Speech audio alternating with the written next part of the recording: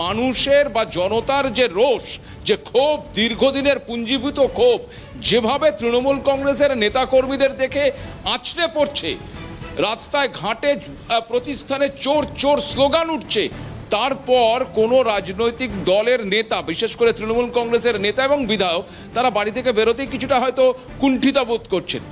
এবং তুমি খেয়াল করে দেখো যে নির্বাচনের পর তৃণমূল কংগ্রেসের অভ্যন্তরেই কিন্তু একটু থামাবো ভাস্করদা, তোমাকে আমাদের সঙ্গে ফোন লাইনে রয়েছেন এই মুহূর্তে বিজেপি সাংসদ রাহুল সিনহা। ভাস্করদা, রাহুলদা, আজকে মমতা বন্দ্যোপাধ্যায় অভিষেক বন্দ্যোপাধ্যায়ের সঙ্গে গতকাল সোনারপুরের ঘটনার জন্য পরিষদীয় দলের বৈঠক ডেকেছিলেন। 80 জনের মধ্যে মাত্র 16 জন উপস্থিত ছিল, তাই তিনি বৈঠক না করে রেগেমেগে বৈঠক বাতিল করে দিয়েছেন। কিভাবে দেখছেন? দেখুন, বিষয় হচ্ছে, আমি বহু আগে বলে রেখেছিলাম, আপনাদের চ্যানেলের সেটা টেলিকাস্ট হয়েছে, যে এরপরে আপনি দেখবেন মমতা ব্যানার্জি একা থাকে। তার কারণ হয় অভিষেক ব্যানার্জি জেলে চলে যাবে, আর নইলে বিদেশে পালাবে। অতএব একাই মমতা ব্যানার্জি থাকবে, সব সঙ্গে ছেড়ে দেবে। কারণ সবাই বুঝতে পারছে যে বিনাশের রাস্তায় এতে আর কোনো লাভ, যে কারণে আজকে তো 16 জন বিধায়ক এসছে 80 জনের মধ্যে, এরপরে 6 জনও আসবে না। আর ধীরে ধীরে তৃণমূল কংগ্রেসের প্রাণবায়ু প্রায় শেষের পথে। তার কারণ যে চুরি, মিথ্যাচার, যা কিছু যা হয়েছে, যেভাবে কালীঘাট সমস্ত জায়গা থেকে পয়সা লুট করেছে, কালীঘাটে সব সুপাকা হয়েছে। অতএব সেই কারণে এখন ভয়, ভক্তি সবকিছু মিলে তৃণমূল কংগ্রেস থেকে এখন সব তৃণমূল কংগ্রেসের কার্যকর্তা মুখ ফিরিয়ে নেবে, আর এটাই ভবিষ্যৎ। অসংখ্য ধন্যবাদ রাহুলদা, আপনাকে অসংখ্য ধন্যবাদ।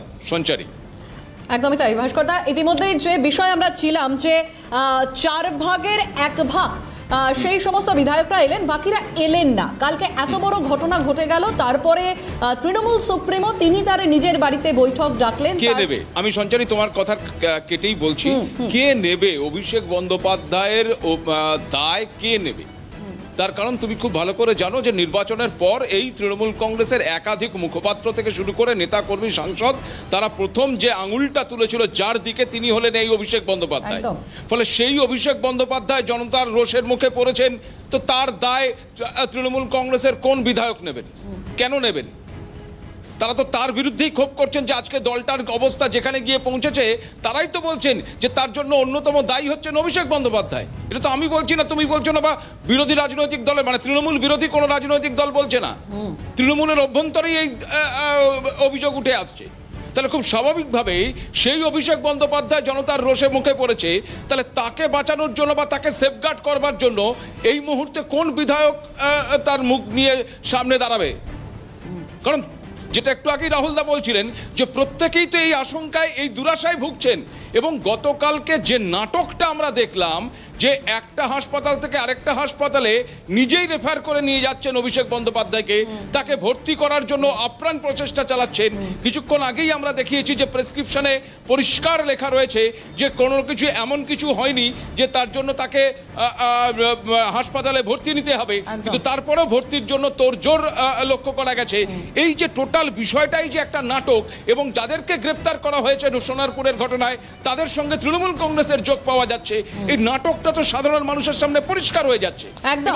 একদমই তাই ভাস্করদা, একেবারে মানে স্পষ্ট যে একেবারে একটা তৈরি করা প্লট, একেবারেই তাই ভাস্করদা। এখন এই মুহূর্তে সময় একেবারেই শেষ, সুতরাং সেই জন্য ধন্যবাদ তোমাকে। আমাদের সঙ্গে নিউজরুম থেকে ছিলেন আমাদের এডিটর ভাস্কর দত্ত। আপাতত এই মুহূর্তে সময় শেষ, ছোট্ট একটা বিরতি, ফিরছি আরো বিস্তারিত খবর নিয়ে, সঙ্গে থাকুন।